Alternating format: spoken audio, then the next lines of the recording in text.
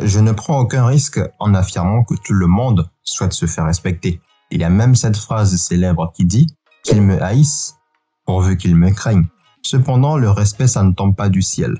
Ça se mérite et ça se gagne. Malheureusement, il y a beaucoup d'erreurs que tu fais et qui t'empêchent de gagner ce respect-là. Avant de voir quelles sont ces erreurs, je voudrais te souhaiter la bienvenue. Si tu me découvres avec cette vidéo, ici je partage avec toi des conseils pour t'aider à t'améliorer dans ta vie. Si c'est quelque chose qui t'intéresse, veuille bien laisser un like sous cette vidéo, à t'abonner et activer la cloche pour ne pas manquer mes prochaines vidéos.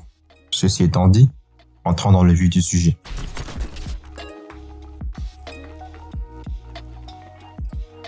La gentillesse en soi, ce n'est pas quelque chose de mauvais. Mais comme je te l'ai dit, il n'y a rien qui soit totalement mauvais ou bien dans ce monde. Tout dépend de l'usage de tout un chacun. Et la gentillesse donc n'échappe pas à la règle.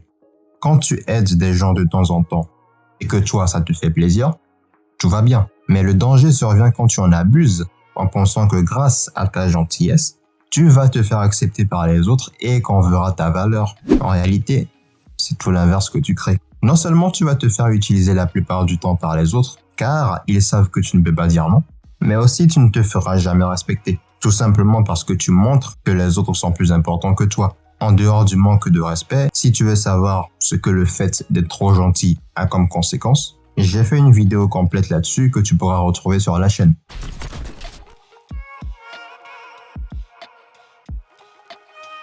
Dans un groupe d'amis ou plus généralement en société, je suis d'accord qu'il y a toujours un leader naturel. Quelqu'un qui va diriger et qui va prendre les initiatives. Dans ton groupe de potes, ça peut être celui-là qui dit que tel jour, ce serait sympa d'aller à tel endroit. Et c'est totalement normal parce que chaque groupe social a besoin d'une figure à suivre. Mais suivre ne veut pas forcément dire être un mouton et accepter tout ce qu'on te dit. Suivre ne veut pas dire que tu ne dois pas penser de toi-même et exprimer ces pensées-là. Suivre ne veut pas dire qu'il faut toujours demander l'approbation des autres avant d'agir. Comme je te l'ai dit en début de vidéo, le respect, ça se mérite. Et pour avoir ce mérite, il ne faut pas te retenir de dire ce que tu penses réellement par peur de froisser les autres. Il faut apprendre à défendre ses valeurs et à agir de son propre chef en assumant totalement ses responsabilités.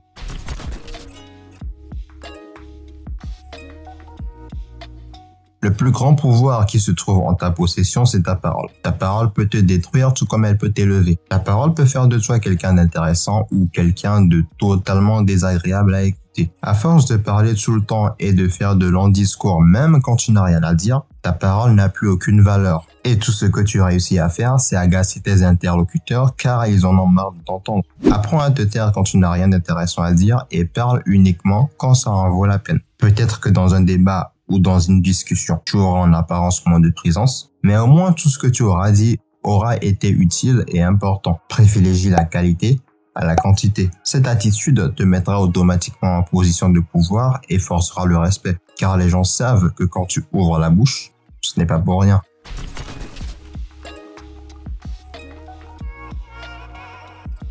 Tout comme la parole, ta présence a aussi une valeur qui est proportionnelle au nombre de fois où on peut la voir ou la sentir. Quelqu'un qui est toujours accessible est automatiquement vu comme quelqu'un qui n'a rien à faire de ses journées. Comme je te l'avais dit dans ma série sur les relations hommes-femmes, le mystère, ça crée de l'intérêt. Et ce n'est pas seulement valable chez les femmes. Quelqu'un qui n'est pas toujours disponible, c'est quelqu'un qui suscite du mystère et de l'intérêt. Et quelqu'un de mystérieux est respecté, car on imagine une forme de maturité venant de lui. On se dit aussi qu'il est occupé et qu'il a beaucoup de choses à faire, qu'il n'est pas comme les autres. Donc, sa présence est valorisée. On sait qu'il ne sera pas là tout le temps. Du coup, on profite au maximum de sa présence. Attention quand même à ne pas tomber dans l'excès et à couper tout contact avec ton entourage. Sinon, ils se diront tout simplement que tu n'en as rien à faire d'eux.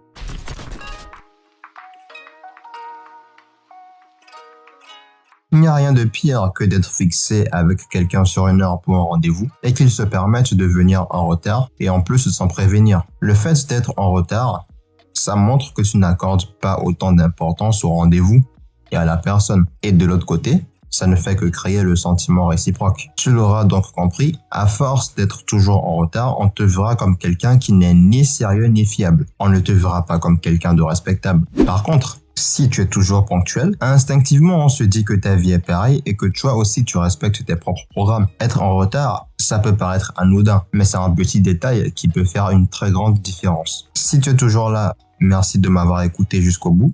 Moi je te dis à la prochaine dans une nouvelle vidéo.